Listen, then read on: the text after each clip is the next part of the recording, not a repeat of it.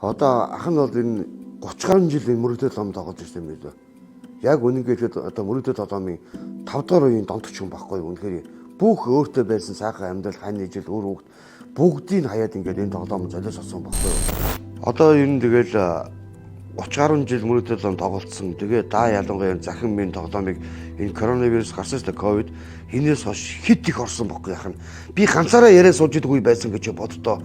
Нэг өрөөнд ингээд нэг хүн өнөөдөр 50 60 саяыг алдлаа тоглоод юм халуураад алдлаа. Тэгэхэд 7 хүний 6 нь 5 нь өөрийнх нь хүн нэг нь под сууж байгаа байхгүй юу?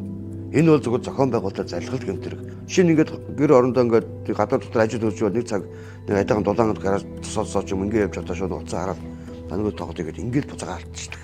Мөрөдөд толомонд ерөөсөө яг мөрийн хожих магадлал бол ерөөсөө нэг хөвтэй шүү ахын доо. Нэг хөвч хүрэхгүй шүү. Ерөндөө хүн өөрийнхөө донтолтоос болоод өнөөдөр маш их хэмжээний мөнгө алдсан залуучууд яг ингээд өөр ширэн нэхэгдээл янз бүрийн банкуус, санхүүгийн байгууллага энтэнд ингээд зөндөө өрдсөн байгаа шүү дээ. Тэр нь нэхэдэд ирэхэд хүчээр тоглож байгаа байхгүй. Энэ донтолт. Тийм учраас түүнээсээ би зөвлөгөө өгөхөд энэ мөрөдөд тоглоом гэдэг юмыг тоглоод 100% гэж 100% нэг хөвч хожих магадлал байхгүй гэдгийг одоо ингээд түүнээсээ уриалмаар ган залуучууд та тий.